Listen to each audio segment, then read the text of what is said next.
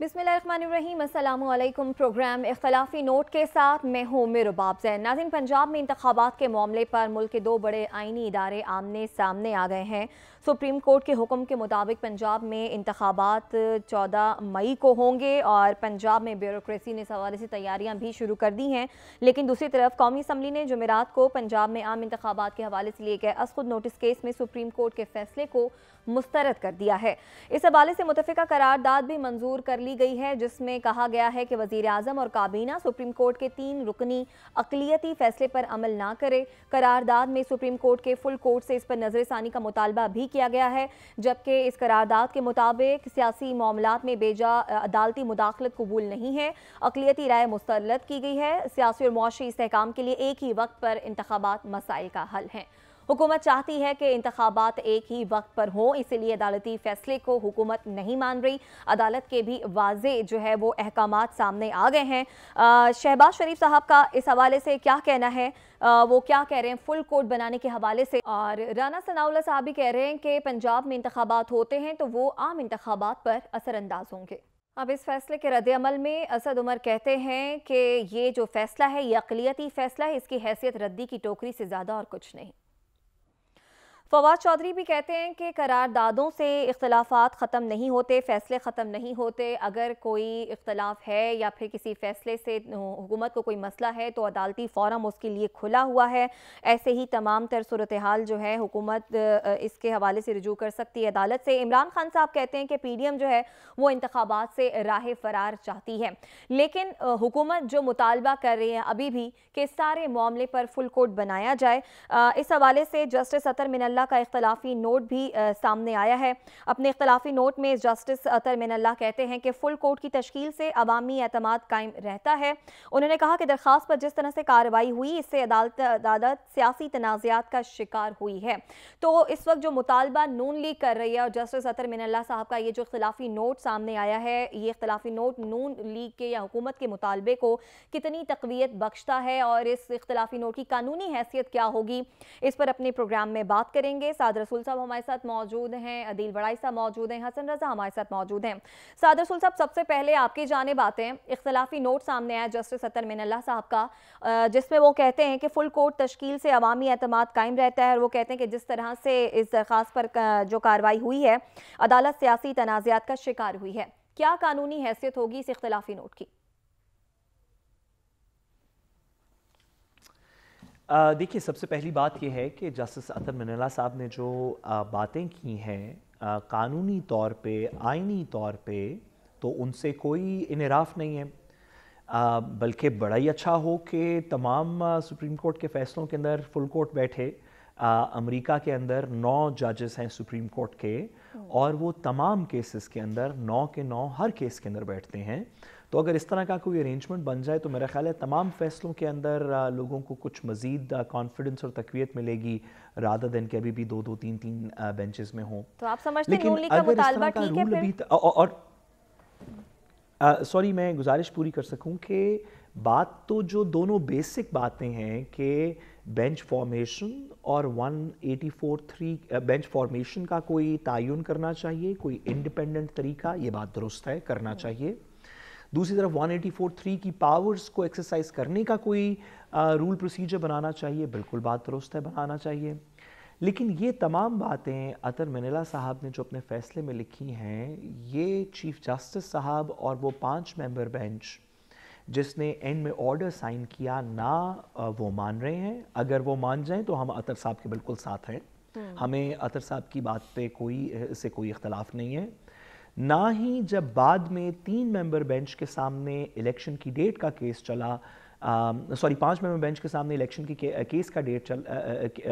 Date का case चला, उस वक़्त भी ये वाली बात कि ये 4-3 का फ़ैसला है और मेजॉरिटी लोगों ने जो बेंच से किसी ना किसी वजह से अलग हो गए, अतर साहब कहते हैं वो खुद नहीं हुए, उन्हें किया गया, बट किसी भी वजह से या रिक्यूज़ल से या किसी और वजह से बेंच से अलग हो गए, अगर उन तमाम की ओपिनियन जोड़ ली जाए तो ज़रूर सुप्रीम कोर्ट ये कर सकती है, लेकिन इसकी माजी में नज़ीर नहीं मिलती। ठीक है।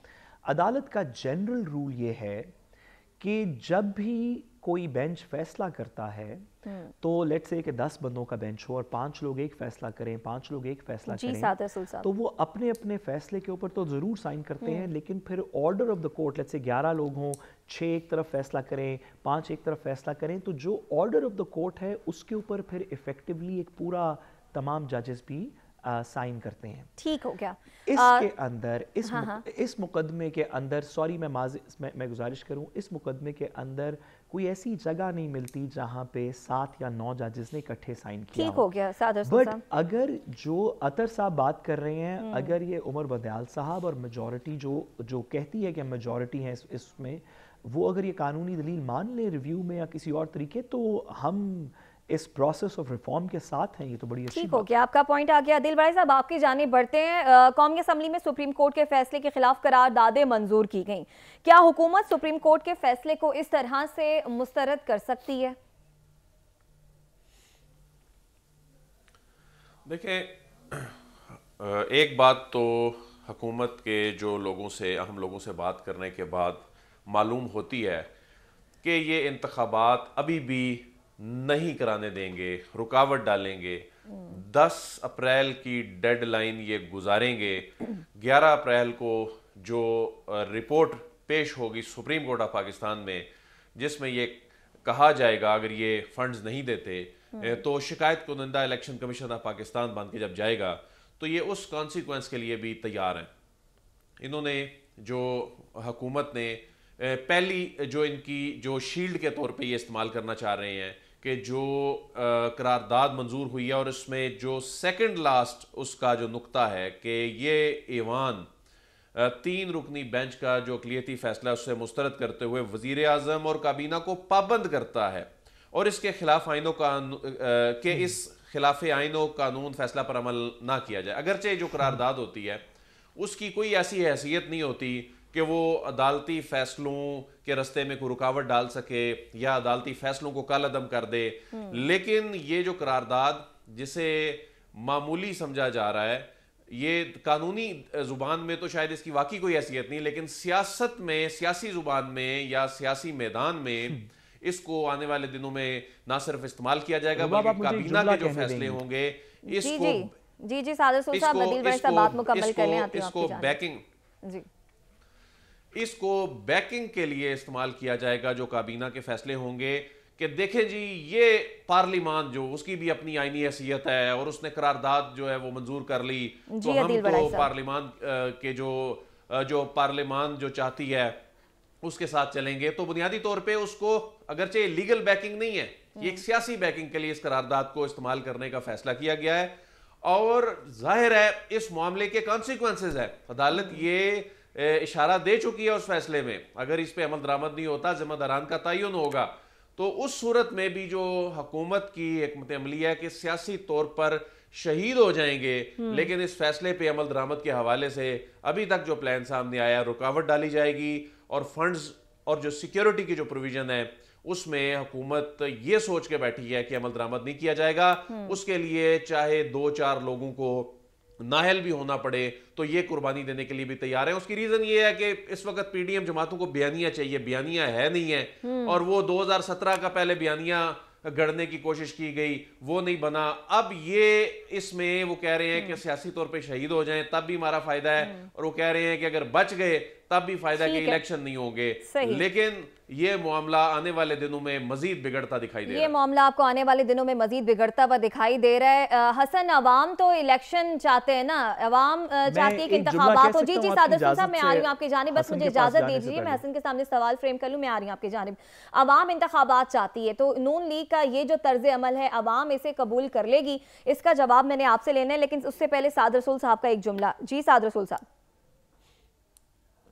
जी मैं सिर्फ ये कहना चाह रहा था कि बिल्कुल दुरुस्त फरमाया अदील ने कि एक तरफ तो करारदाद और जो कि 40-50 बंदों ने पास की है जिसके पीछे सारी आवाम की आवाज़ है क्योंकि वो पार्लिमान की आवाज़ है जी। उसकी दूसरी तरफ जो कानून मजबूर करता है हुकूमत को इस फैसले को मानने के लिए वो सिर्फ कानून या जजमेंट नहीं है, वो करारदाद से ज़्यादा वो आईन पाकिस्तान है जो लाजिम करता है हुकूमत वक्त के ऊपर, जिस तरह करारदाद में लिखा गया ना कि पाबंद करता है हुकूमत को कि वो कोई काम करे, तो आईन पाकिस्तान पाबंद करता है हुकूमत को अदालत का फैसला मानने के लिए। ठीक हो गया। लेकिन चलें, अगर मेहरबानी अगर किसी वजह से वो करारदाद मानेंगे और फैसला नहीं मानेंगे तो मैं सिर्फ याद करवाना चाहता हूं कि इसी पार्लियामान ने इसराइली बर्बरियत के खिलाफ करारदाद भी मंजूर की थी, आजकल वो हो रही है, मेहरबानी करके उसको इम्प्लीमेंट करवाने के लिए कोई बंदे तो भेज दें वहाँ। सही हो गया, आपका इख्तलाफी नोट भी आ गया। जी हसन, जो सवाल आपके सामने रखा, अदील जो बात कर रहे थे कि एक बयानिया गढ़ने की नून लीग ने कोशिश की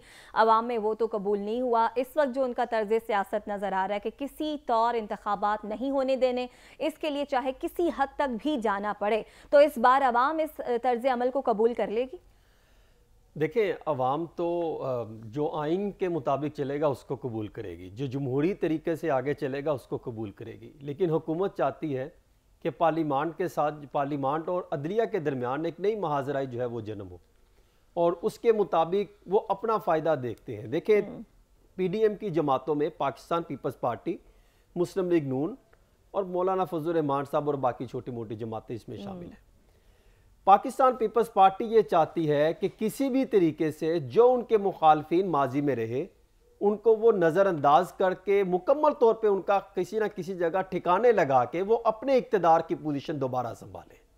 उसके लिए वो काम करती दिखाई दे रही है, वो काफ़ी अरसे से कर रही है। मुस्लिम लीग नून को बिल्कुल जो है वो इतना ठिकाने लगा दिया कि शायद इनको दोबारा जो है वो मैदान में आने के लिए कई बरसों लगे, ये छोड़ दे के 1-2 साल में ये कहीं पोजीशन लेगी।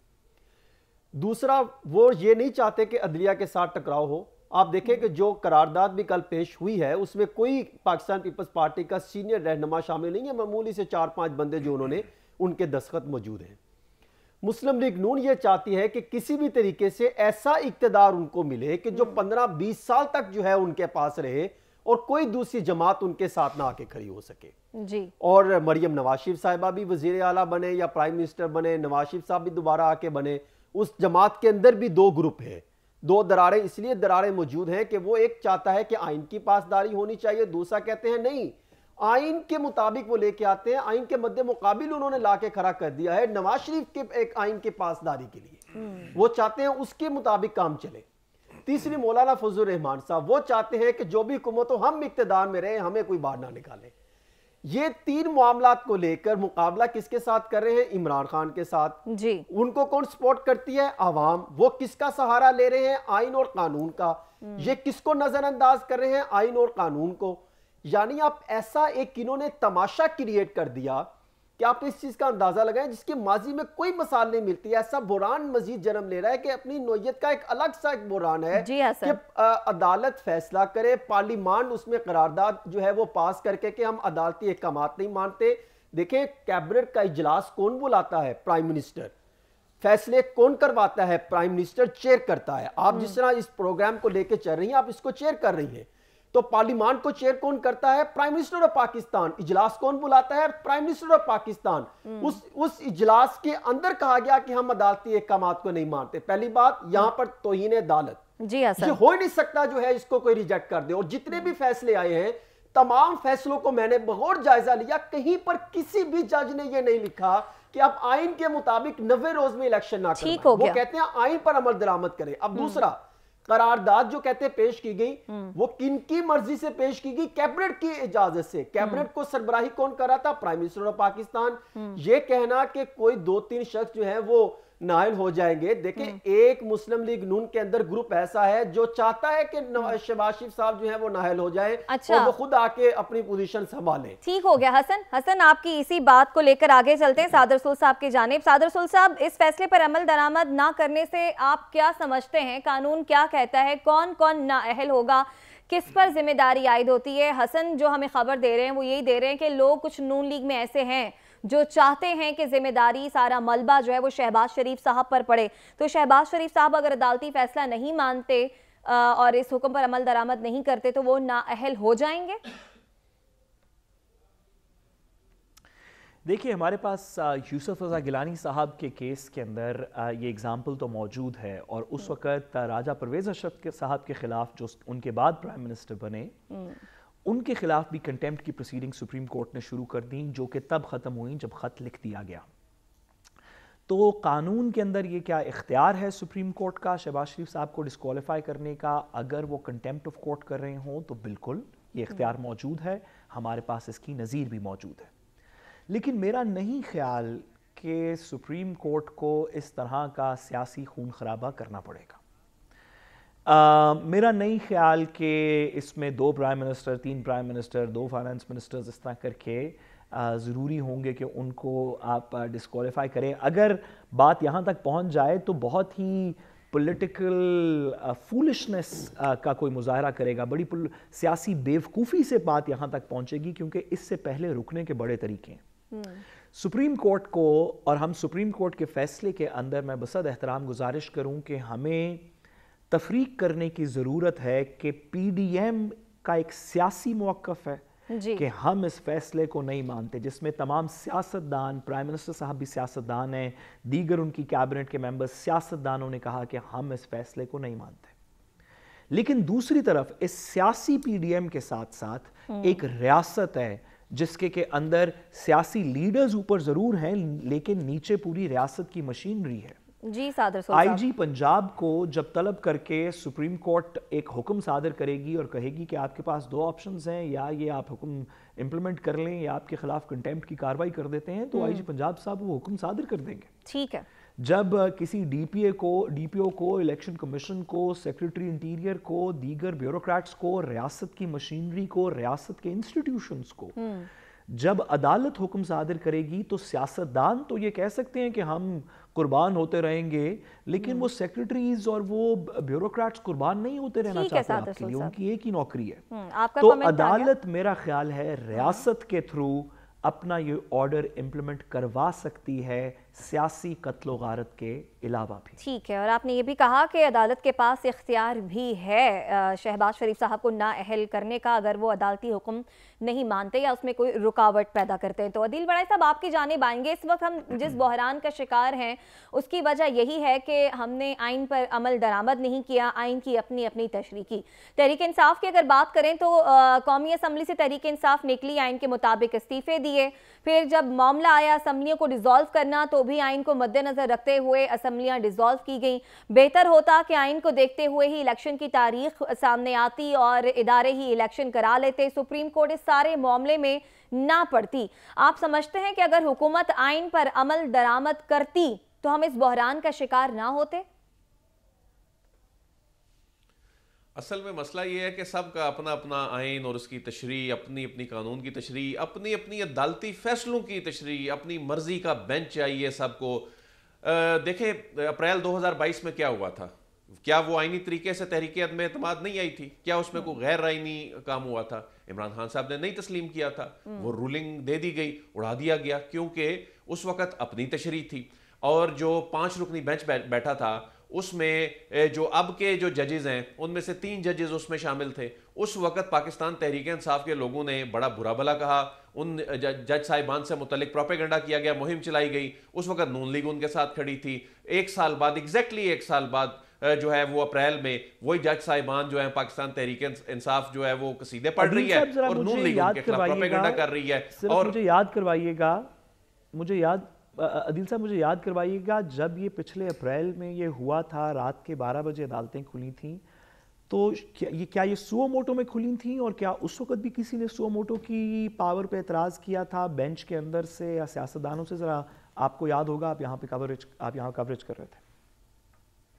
देखें, जब रात को 12 बजे अदालतें खुली, इमरान खान साहब ने कहा जी देखें जी छुट्टी के दिन अदालतें, रात 12 बजे। फिर इमरान खान साहब के लिए भी अदालतें खुली, इमरान खान साहब के लिए भी इतवार के दिन अदालतें खुली, इस्लामाबाद हाई कोर्ट खुली, रिलीफ मिला। मसला ये है साद रसूल साहब, मसला ये है, देखें मसला ये है कि अगर अपनी अपनी तशरीह करेंगे ना सारे और अपनी ख्वाहिशात के मुताबिक कानून और आइन की तशरीह, इस तरह ये निजाम नहीं चल सकता। बिल्कुल। अब यानी जो डिवीजन या जो इख्तलाफे राय अब आ गया है ना बेंच के से मुतल्लिक, और जी हर जज साहब का अपना अपना नोट आ रहा है और हर जज साहब की अपनी अपनी राय है। अब ये निज़ाम अदालत का सिर्फ इसलिए चल रहा है क्योंकि उसका एक तरीकाकार है कि जब तक एक नोट के ऊपर अक्सरियती जज साहिबान के दस्तखत नहीं होंगे वो माइनॉरिटी जजमेंट ही रहेगा। लेकिन अब उसकी अपनी अपनी जब तशरीह करेंगे और अपनी मर्जी के मुताबिक तशरीह करेंगे ये सियासतदान, तो उससे क्या होगा, इदारों को भी नुकसान पहुंचेगा, सिस्टम से लोगों का एतमाद उठेगा। अच्छा, आप देखें कि इमरान खान साहब ने जब अप्रैल में जो मैं बात कर रहा था कि जब उस वक्त नहीं माना, तो अब भी ये भी वही कर रहे हैं। सियासतदान सिर्फ अपनी तरजीहात देख रहे हैं, वो अपनी सियासत बचा रहे हैं, और वो रियासत और निज़ाम, इसकी क्रेडिबिलिटी, इसका किसी को कोई परवाह नहीं है। और ये अगर इसी तरह अपनी ही तरजीहात, अपनी सियासत बचाएंगे, रियासत को तरजीह नहीं देंगे, तो फिर ये आगे क्यास बढ़ता नजर आ रहा है। ठीक है दिल बड़ाई साहब, आपको ये क्यास बढ़ता हुआ नजर आ रहा है। हसन, आपकी जानिब आते हैं। आप समझते हैं कि हुकूमत ने इंतखाबात ना कराने को अपनी जिद और अना बना ली है? इसके लिए चाहे हुकूमत को किस हद तक भी जाना पड़े, मुल्क की मौशी सियासी सूरत हाल पर आप ये सारा मामला किस तरह से असरअंदाज होता हुआ देख रहे हैं? देखिए, हुकूमत बुनियादी तौर पे बुखलाहट का शिकार हो चुकी है। वो हर किस्म का वो काम करने को तैयार है जिससे जो है वो उनकी साख जो है वो बची जा सके, वो दोबारा से इक़्तिदार में आ सके। यानी आप अंदाज़ा करें कि हर वो कदम जो तौहीन अदालत है और आइन शिकन है वो हुकूमत करने को तैयार है। और जितने भी इनके इजलास हुए वो ये चाहते हैं हमने अदलिया से टकराव लेना है। कल भी जो इजलास हुआ उसमें वो ये तय पाया है कि आइंदा आने वाले दिनों में मज़ीद जो है वो कुछ लीक्स की जाएंगी, जिसमें मुमकिन है कि 2 ऑडियो का भी फैसला किया गया कि वो भी शायद सामने आ जाए। वो कहाँ से आएंगी ये तो सबको पता है, कहाँ से वो जो है वो लीक होती हैं। तो यानी इस सिचुएशन में अगर आप देखें तो फिर आप करारदाद भी लेकर आ गए।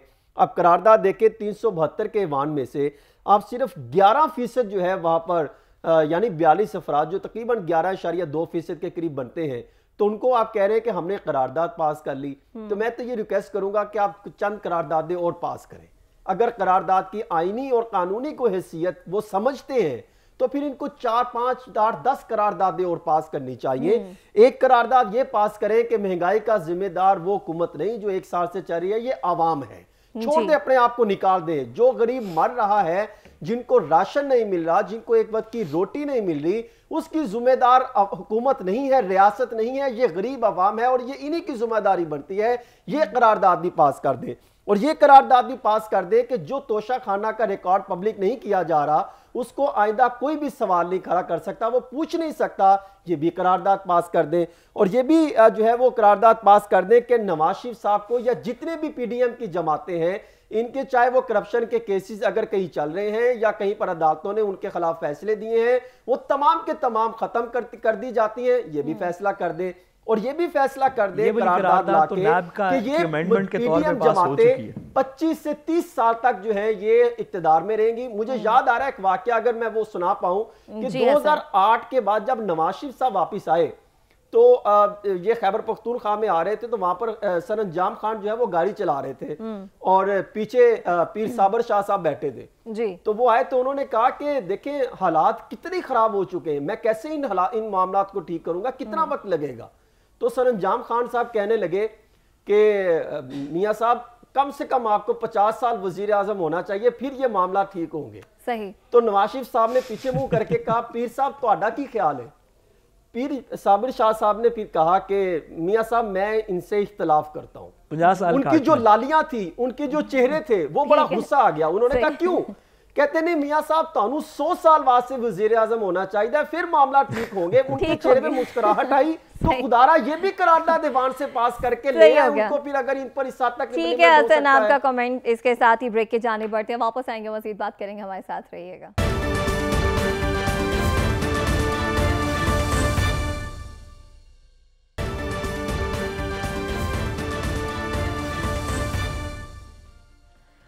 वेलकम बैक नाज़रीन। इस तल्ख सियासी माहौल में अगर बात हो मुफाहमत की, मुज़ाकरात की, तो एक ताज़ा हवा का झोंका महसूस होता है। और इस वक्त ये जो ठंडी हवाएं हैं, ताज़ी हवाएं हैं, ये तहरीक इंसाफ की जानिब से आ रही हैं।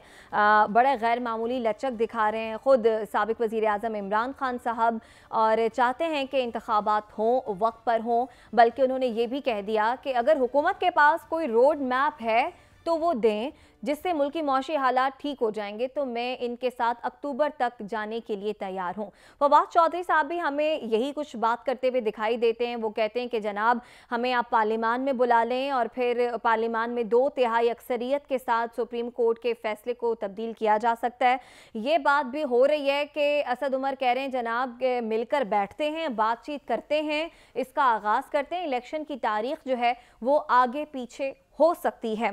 तो क्या तहरीक इंसाफ की ये जो लचक नज़र आ रही है अब से पहले ऐसी नहीं थी? क्या तहरीक इंसाफ की मजबूरी है, वो चाहती है इंतखाबात कराना, हुकूमत ऐसा नहीं कर रही? यही वजह है कि हमें एक एंड इतना लचकदार तहरीक इंसाफ की सूरत में नज़र आ रहा है, दूसरी तरफ हुकूमत जो है वो ये कह रही है कि जनाब सेनेट का फॉरम आप लोगों के पास मौजूद है, आप लोग सेनेट में गैर संजीदा हैं, अगर आप लोग वहाँ संजीदगी दिखाते हैं तो इस मामले पर ज़रूर सोचा जा सकता है। तो इस पर क्या होने जा रहा है, इस पर भी हम बात करेंगे। पंजाब में 14 मई को इंतखाबात के लिए इलेक्शन की तैयारियां भरपूर जारी हैं। इन तैयारियों में पीपल्स पार्टी भी हिस्सा ले रही है। नून लीग ने तो साफ साफ कह दिया है, जैसा कि हमारा अदील वड़ाई साहब ने भी हमें बताया कि कोई मूड नज़र नहीं आ रहा है इलेक्शन कमीशन को फंड फराहम करने के लिए या दीगर सहूलतें देने के लिए। तो ये सारे मामला किस तरफ जा रहे हैं, इस पर हम बात करेंगे। साद रसूल साहब, सबसे पहले आपकी जानिब आते हैं। अगर हम बात करें हुकूमत की, तो एक हुकूमती जमात जो है वो हमें नज़र आती है दिलचस्पी ले रही है इलेक्शन की तैयारियों में। दूसरा नून लीग की अगर बात करें तो नून लीग तो फंड्स देने के लिए भी हमें तैयार नज़र नहीं आती इलेक्शन कमीशन को। तो क्या इस दफ़ा कोई ऐसी सूरत हाल बनेगी कि इधर से नून लीग के कुछ सियासी जमातें जो हैं, पार्टीज़, वो हिस्सा ले रही होंगी, तहरीक इंसाफ हिस्सा ले रही होगी, नून लीग नहीं होगी? क्या सियासी माहौल बनता हुआ देख रहे हैं आप आने वाले वक्त में? मेरा नहीं ख्याल कि ये होगा कि तहरीक इंसाफ हिस्सा ले रही होगी इलेक्शंस में और नून लीग नहीं ले रही होगी, क्योंकि तहरीक इंसाफ इलेक्शंस में सिर्फ तब हिस्सा लेगी अगर इलेक्शन मुनक्किद होंगे, और इलेक्शन सिर्फ तब मुनक्किद होंगे जब इलेक्शन कमीशन को सुप्रीम कोर्ट के ताबे रहते हुए हुकूमत की तरफ से पैसे रिलीज़ किए जाएंगे। तो अगर एक दफ़ा पैसे रिलीज़ कर दिए गए और इलेक्शन मुनक्किद वाकई हो गए सुप्रीम कोर्ट के ऑर्डर के ताबे रहते हुए, तो फिर मेरा ख्याल है सब उसमें पार्टिसिपेट करेंगे। तो नून लीग का गेम प्लान बज़ाहिरन लगता ये है कि उस तारीख से पहले, इलेक्शन में जाने से पहले इसको अवॉइड किया जाए, ये नहीं कि इलेक्शन में जाके कुछ लड़ा जाए। ये स्ट्रैटेजी मुझे तो इसकी समझ नहीं आ रही या नहीं आई जितने अरसे से भी ये चल रही है, क्योंकि जिस तरह कल अदील साहब भी फरमा रहे थे, हसन भी बात कर रहे थे, हम इस पे कुछ अरसे से बात करते आ रहे हैं इस प्रोग्राम में कि आपकी रीज़नेबल एक्सपेक्टेशन क्या है। आप ये तो कर नहीं सकते, ना ही दुनिया बैरून मुल्क का लोग इसको मानेंगे, ना इंटरनेशनल कम्युनिटी इसको मानेगी, और अगर वो मान भी जाए किसी वजह से तो पाकिस्तान की आवाम और ख़ास तौर पे यूथ इस चीज़ को मानेंगी नहीं कि आप बहुत देर के लिए इलेक्शन डिले करते हैं। हाँ, आप ज़्यादा से ज़्यादा अक्टूबर तक लेके जा सकते हैं, चलें आपने बहुत धक्का लगा लिया तो 2-4 महीने आगे कर देंगे। अच्छा, फिर भी आपको अगले 12 महीने के अंदर अंदर अगले अप्रैल तक किसी वक्त इलेक्शन करवाने पड़ेंगे। हो सकता है कि बहुत जल्द अगले महीने 2 मई करवाने पड़ जाएं, जैसे सुप्रीम कोर्ट ने कहा है। तो इतनी देर में कोई जादू का चिराग तो बज़ाहिर नज़र नहीं आ रहा कि आप कोई हुकूमत इसमें कुछ बेहतरी कर सके। मैं आपको बल्कि बताऊं कि अगर इकॉनमी कुछ बेहतर भी हो गई तो जितनी क्रेडिबिलिटी इस हुकूमत की ख़राब हो गई है, इलेक्शन तो फिर भी बज़ाहिरन पीटीआई जीतती नज़र आ रही है। ठीक है, तो क्या वजह है कि हुकूमत तमाम आईनी गैर आईनी चीज़ें इस्तेमाल करके एक ऐसे रिज़ल्ट को अवॉइड करना चाह रही है जिसको अवॉइड किया नहीं जा सकता। आप 200 मिलियन लोगों की आवाज मुंह पे हाथ रख के उनकी आवाज बंद नहीं कर सकते। तो पता नहीं क्या इनका प्लान है, लेकिन आई एम श्योर कि बहुत जल्दी इनको इसकी फ्यूटिलिटी पता चलेगी। ठीक हो गया। अदील वड़ाई साहब, आपकी जानिब आते हैं। आज मरियम औरंगज़ेब साहिबा ने भी कहा, जस्टिस हसन मिनल्ला साहब का जो इख्तलाफी नोट सामने आया कि जनाब ये इलेक्शन का नहीं, बेंच फिक्सिंग का मामला है, और ये जो इख्तलाफी नोट है ये बहुत अहम है, कार्रवाई पर सवालिया निशान है अदालत की। और दूसरी तरफ हम देखते हैं कि तहरीक इंसाफ जो है वो चाह रही है कि मुज़ाकरात हो, मुज़ाकरात की मूड में है। तो इस माहौल में जहाँ हुकूमत एक पीक पर है, तहरीक इंसाफ कुछ उस पीक से नीचे उतरी है, कोई मुफाहिमत, कोई मुज़ाकरात की राह हमवार होती हुई आप देख रहे हैं, और तहरीक इंसाफ की आप समझते हैं कि मजबूरी है इंतखाबात कराने, इसलिए हुकूमत के साथ मिलकर बैठना भी है? देखिए, मुज़ाकरात अब पाकिस्तान तहरीक इंसाफ चाहती है, बैठना चाहती है। ख्वाहिश है, राब्तों के लिए कोशिशें हो रही हैं। मजबूरी नहीं है, इमरान आप खान कह रहे साहब ने अपने जो नहीं मजबूरी भी है, अगर वो बैठेंगे नहीं तो इसी तरह सड़कों पे ही मामला चलते रहेंगे और वो इसी तरह ही बस इल्ज़ाम तराशियाँ चलती रहेंगी, वो वीडियो लिंक से खिताब करते रहेंगे। बैठना तो पड़ेगा, लेकिन वो बैठना चाहते हैं। असल बात यह है कि वो बैठना चाहते हैं, लेकिन मसला ये है कि उनके साथ अब दो बड़े फरीक बैठने के लिए तैयार नहीं है। वो इस वक्त नहीं बैठना चाहते। एक तो जो ट्रस्ट डेफिसिट बहुत ज़्यादा हो गया है, दूसरा माजी में जो कुछ होता आया कि एक जानिब मुज़ाकरात की ख्वाहिश की जाती थी, हुए भी, बैठे भी, बड़ी बैठकें हुई, ऐवान सदर में कुछ बड़े लोग बैठे, लेकिन उसके बाद भी जो खान साहब की जानिब से फिर ख़ास तौर पे इस्टेब्लिशमेंट के कुछ लोगों के हवाले से, हुकूमत के हवाले से तो उनका वैसे ही खान साहब जो हैं वो जो उनका जो स्टैंड था, लेकिन जो उन्होंने इस्टेब्लिशमेंट के कुछ शख्सियात के साथ किया तो अब उन पर ट्रस्ट नहीं को कर रहा, तो वो बैठने के लिए तैयार नहीं है। इस वक्त भी बैकडोर में कुछ नहीं चल रहा। आने वाले दिनों में, बल्कि हो सकता है चंद घंटों में, कुछ ऑडियोज भी मजीद सामने आ सकती हैं। ठीक है, इस हवाले से अभी हसन ने भी बात की। जी जी बिल्कुल, मुझे हसन की तरफ जाने दीजिए, वक्त बचता है तो फिर मैं आपकी तरफ आती हूँ।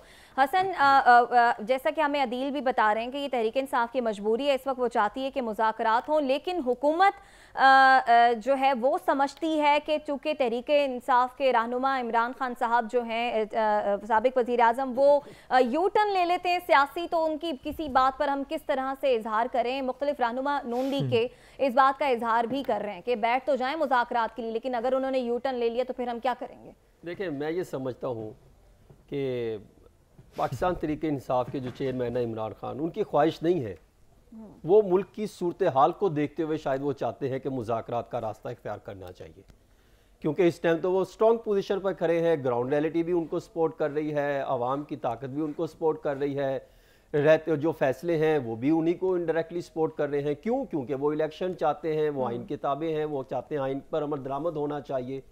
हुकूमत क्यों भाग रही है? हुकूमत को ये नज़र आ रहा है कि क्योंकि अगर मामलात बैठने पर मुज़ाकरात की तरफ आएंगे तो फिर सीधी सी बात है, पहली बात तो होना, पहला मलबा तो डलना इलेक्शन वाला ही मामले पर है कि इलेक्शन करवाएं। अगर ये अक्टूबर में भी इलेक्शन पर मान जाए तो शायद ये मामला यहीं पर हल होने के बाद अदालत में चला जाए कि हम दोनों फरीक मान गए हैं, तो फिर ये एक रास्ता हो सकता है इलेक्शन आगे डिले करने का, अदरवाइज तो कोई रास्ता नहीं है। एक और मैं आपको ये खबर दे रहा हूं कि जो बात कर रहे हैं कि इमरान खान साहब के वो फलां जो बिल्कुल पिंडी वाली बात करते हैं कि शायद वहां पे किसी से राब्ते नहीं है, मेरी ये इत्तला है कि राब्ते बहाल हो चुके हैं। अच्छा। और वो सिर्फ एक मकसद पे, वो डायरेक्ट, चाहे वो किसी शख्सियत से राब्ते ना हो, लेकिन इनडायरेक्टली या डायरेक्टली वो चाहते हैं मुल्क और आवाम की खातिर, इनके मफादात की खातिर, आइन की बालादस्ती की खातिर, कानून की खातिर हमें एक मामले पे हल होना चाहिए। और आप कह रहे हैं कि राब्ते बहाल हो गए। इसके साथ ही ब्रेक के जाने बढ़ रहे हैं। ब्रेक से जब वापस आएंगे साद रसूल साहब, आपका कमेंट भी लेने, हमारे साथ रहिएगा।